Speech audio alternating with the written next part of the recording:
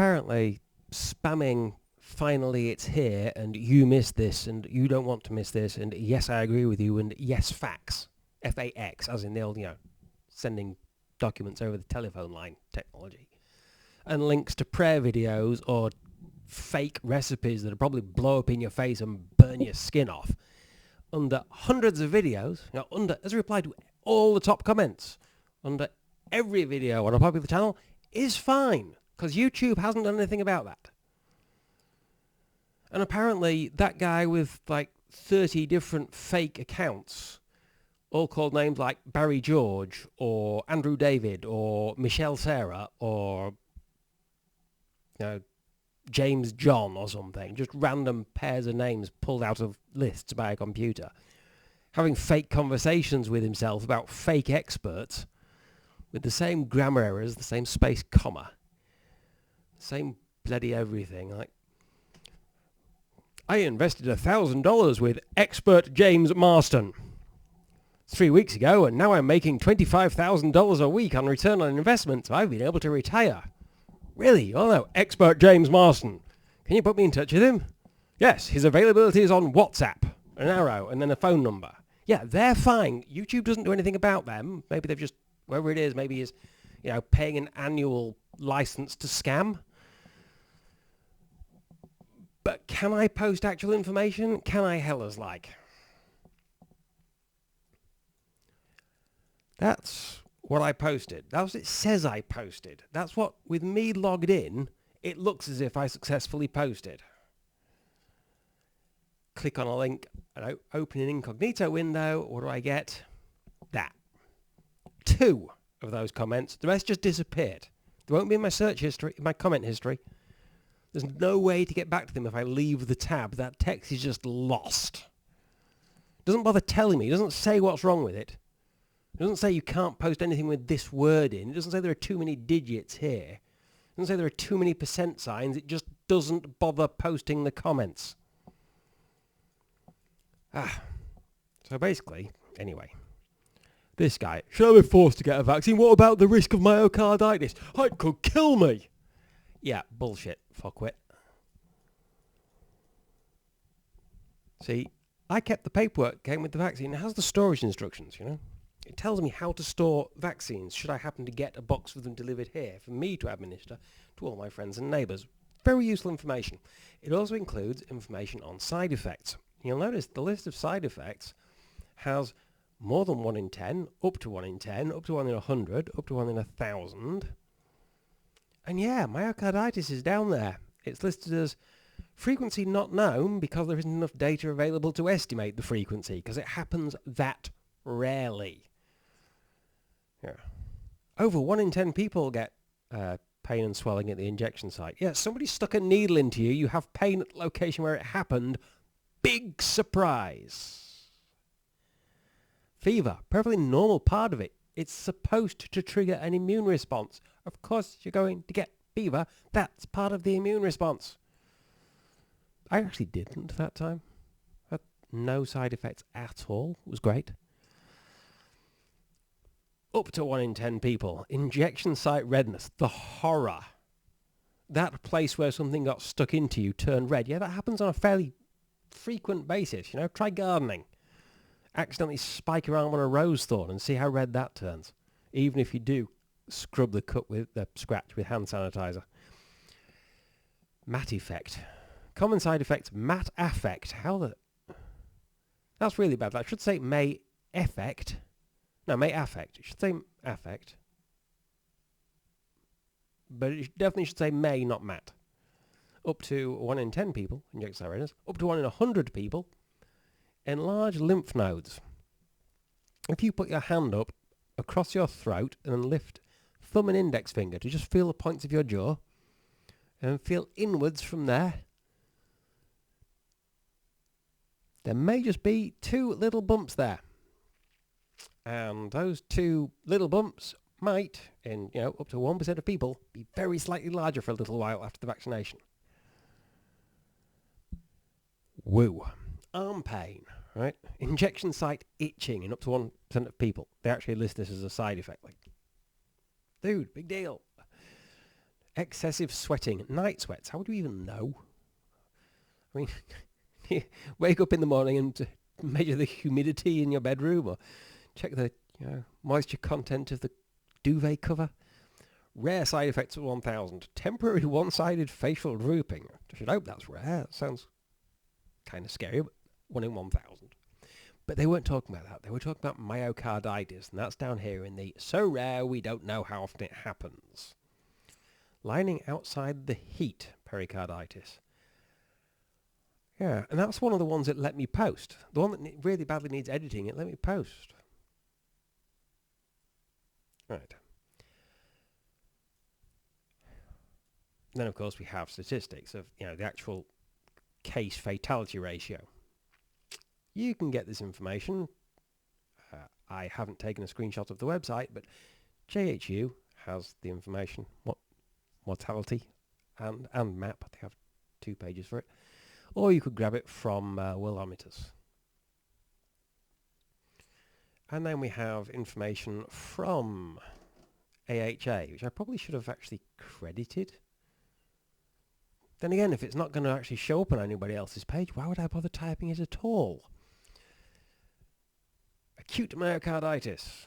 Actually, a common reaction to, wait for it, viral infection. Thought to be a rare cardiovascular complication of COVID-19. Yeah.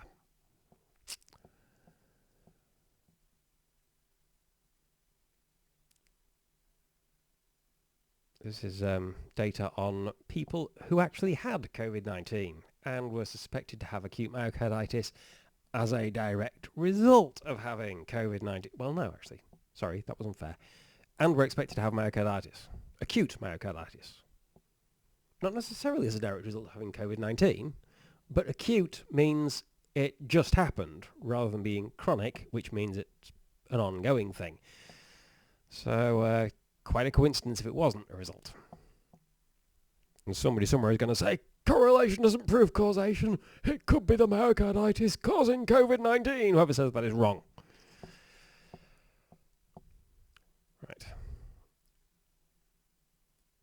So the significant thing here, we've got 2.4 per 1,000 hospitalizations.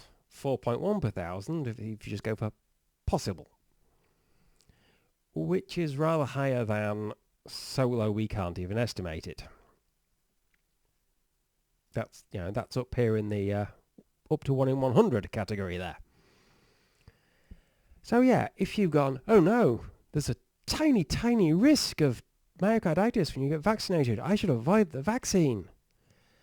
Yeah, you're being kind of fucking stupid because there's a higher risk of it from getting infected and being hospitalized with the infection. And you know who's more likely to be infected? The unvaccinated. And you know who's more likely to be hospitalized by an infection? The unvaccinated. Unvaccinated infected people are more likely to be hospitalized than vaccinated infected people. And there's that 4.1 per 1,000 possible and 2.4 per 1,000, confirmed. Definite/probable there. Then we have the British Medical Journal. Study from Denmark. Nearly 5 million people. Denmark has vaccinated a large percentage of the population here. There is more information about this than I actually copied, but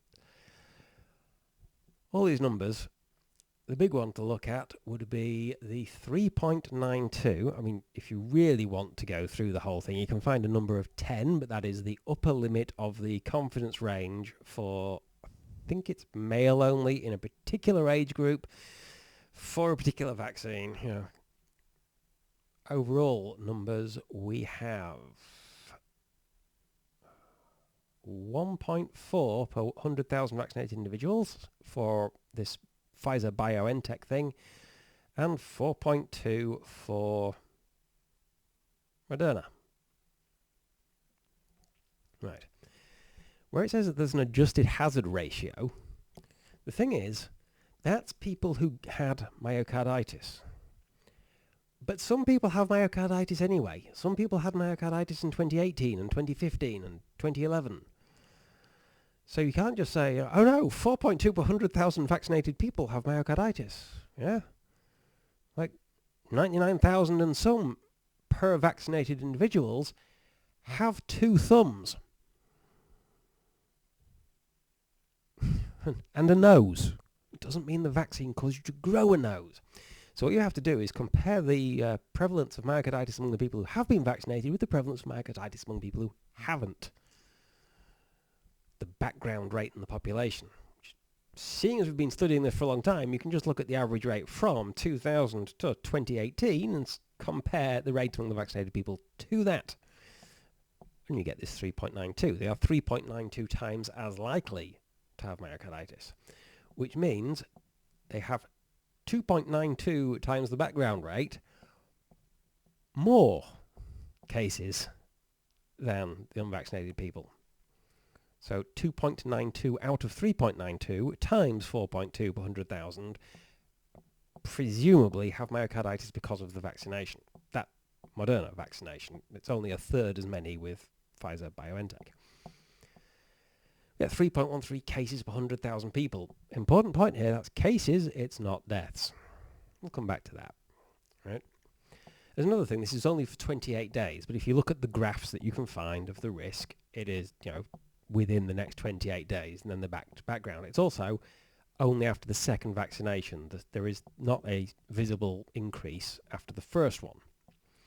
So where, if you followed a group of people for 28 days and you had 4.2 incidents of something per 100,000, you'd be tempted to multiply that by 13 to get a rate per year. But you don't want to do that because people aren't getting vaccinated every month. They're getting vaccinated twice in a year. And the first vaccination doesn't have the risk with it. If they carry on being vaccinated twice every year for the next 10 years, maybe this risk is associated with both vaccinations, you get to double this number. But you're not multiplying by 13 or by 26. So for now, we are leaving it at 2 vaccinations just once in your life, which should have been all that was necessary. 3.13.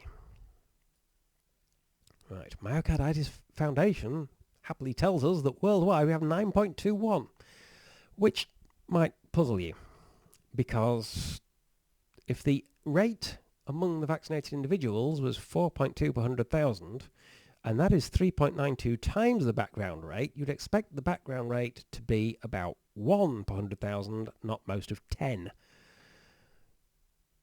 Guess why? Well, you can see on the screen why worldwide there is such a high prevalence. Because it's caused by viral infections, and in some parts of the world, bacterial infections. Right? Denmark has pretty good health standards, and hygiene, and safe drinking water. And they have a much lower infection rate. Parts of the world with higher infection rates, they have a higher instance of myocarditis. We go right back to it's a good idea not to get infected. Hey, you know how you can avoid getting infections? Vaccines. There's wonderful invention.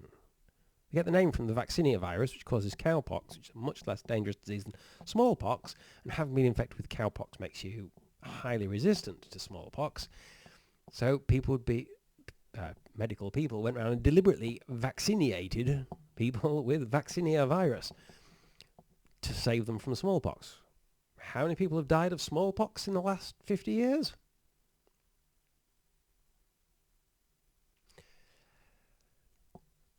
But Myocarditis Foundation also have fatality figures, 0.42 deaths per 100,000. Well, if there are 9.21 cases and 0.42 deaths, that's about 1 in 20, a little less. And about 1/20th of our 3.13 figure gives us 0.14267. And that's a lot of digits, and this one did get posted, so that's not the issue.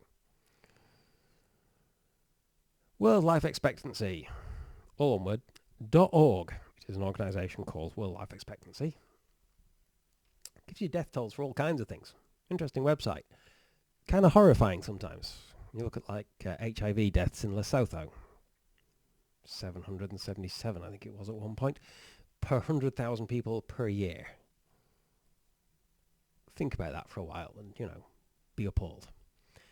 They also give you deaths for a country, and assume Jack Chang or whatever that individual is calling that individual's self is in the USA. Could be in Russia for all I know. Or China, or Taiwan, or South Africa. But anyway, USA. Coronary heart disease, 79.21. That's a lot more than 3.1. I mean, you've got to die of something. Is coronary heart disease a thing that kills old people, or is it a thing that just kills people? Alzheimer's and dementia, 32.44. But again, everyone's going to die of something eventually. Lung disease, 30.74. That's kind of vague. Lung cancers, 27.80. See, there you can actually attribute it to smoking, vehicle emissions, and so on. You can say that's a thing that could be reduced. Stroke can kill people before the age of 60. I know. Breast cancer can kill people quite young, in fact very young. Diabetes can kill people just about any age. Suicide can definitely kill people at just about any age, can't it? 13.67. What were we looking for? 0.143. So almost 10 times the number. There. Sorry. Almost 100 times the number. Suicide is killing people almost 100 times as often in the USA as we would expect from 100% vaccination with Moderna specifically. And we can read down the list, Drownings, 1.42, 10 times as many as we would expect Moderna to kill. And we've run out of causes of death. Rheumatic heart disease, 0.62, which is still 4 times as many. Again, that's people who lived so long that they ran out of other ways to die, I think, mostly, isn't it? So what does kill as rarely as 0.143 per 100,000 per year? It's not alcohol in Iran, even though there isn't any alcohol in Iran, because you're not allowed alcohol in Iran, just like there aren't any homosexuals or bisexual people in Iran at all, ever, because they're illegal, therefore they never happen, just like abortions, If they're illegal, they don't happen. That was sarcasm. Actually, it's 0.16, which is more than 0.14. So, no, alcohol in Iran does not kill people less often than 100% vaccination with Moderna would. Drownings in landlocked desert, and there are people drowning there 8 times that often. In terms of poisonings, we actually do find some places with figures below 0.143 per 100,000 per year, but of course, if you look at the Pfizer-BioNTech, it's only 1/3 that rate, and we don't find anywhere with a rate of poisoning fatalities lower than 1/3 of 0.143 per 100,000 per year. So it's a pretty low number compared to pretty much any cause of death pretty much anywhere. It would still be deaths, but not all that many compared to, everything else. Or even anything else. And of course, everything else includes the disease against which the vaccine is there to protect you, you muppet. Yeah, no surprise that this number was coming up, hey? Clever you if you saw it coming. Not really. That was sarcasm too. Worldometers, yet another website, has all kinds of weird stats on it. And it has projections for current numbers, so I'm using numbers for 2 days ago. They list deaths per million rather than deaths per 100,000, so instead of 0.143, it would be 1.43. Instead of 1/3 of that, 0.0476, we're looking at 0.476. Because, of course, BioNTech, Pfizer, rather than Moderna. And the numbers at the top of the list are bloody scary. 6,300 out of every million. Work that one out. Go on. Yeah. 1 in every 160 or something like that. Eventually, if you read down the list, you'll think, good grief, that's a lot of dead people. What you won't find is a place where the death toll is actually lower than what you would get for 100% vaccination. Like, even if you go for the, 1.43 for Moderna, you don't find anywhere below 1.43. You find one place that's it's listed as 2. It's 1 out of 624,600. Literally 1 death. Talk about small sample size. Western Sahara. You find an awful lot of places. 147 countries above 500 deaths per million. And 147 that are above 250. That's pretty much everywhere on Earth. Above 250 deaths per million. And we're looking for a place below 0.5 deaths per million. So 500 times the death toll. 147 of the listed places, of which there are maybe 200 if you include cruise ships and Gibraltar and individual city-states, and aircraft carriers as their own countries, you might get to 200, have more than 147 of them have more than 500 times the death toll you would expect from 100% vaccination rate. So even if the vaccine only saved half of those lives, even in Western Sahara, it would have saved more people than it killed. It would have saved half of one life and killed 0.297 of one life, which is why small sample sizes don't really work. But for the big places, places over 3,000, you could have killed, where is that number again? 0.476 per million and saved 1,500 per million. So as I say at the bottom here, choosing not to get vaccinated in the face of the pandemic because you're afraid of the side effects of the vaccine. It's like being in Left 4 Dead and choosing not to shoot at the oncoming zombies because sometimes, just sometimes, dodgy ammunition in a worn-out old gun might cause the gun to explode in your hand. The risk is real, but the decision is stupid. Of course, what actually got posted was just from the paperwork and in the British Medical Journal, so all of this stuff just doesn't show up. Didn't actually cite the paper, should have, but that's information from an actual academic site, and it doesn't post. Adverts for expert John Grisham or whatever. They post. This doesn't. Stupid bloody site.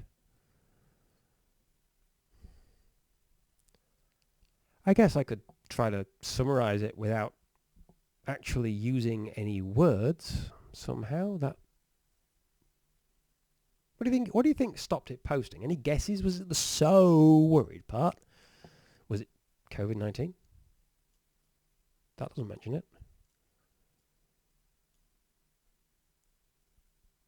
Does this mention it? Ooh.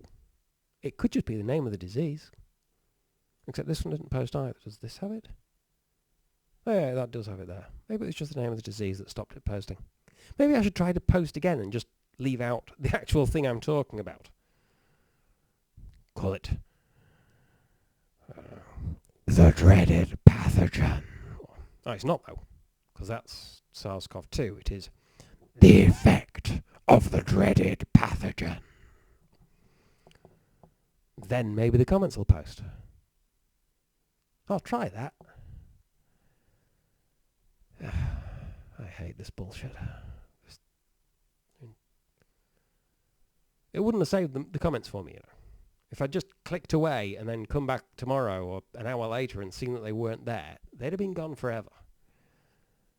It's bloody ridiculous that it doesn't tell me why.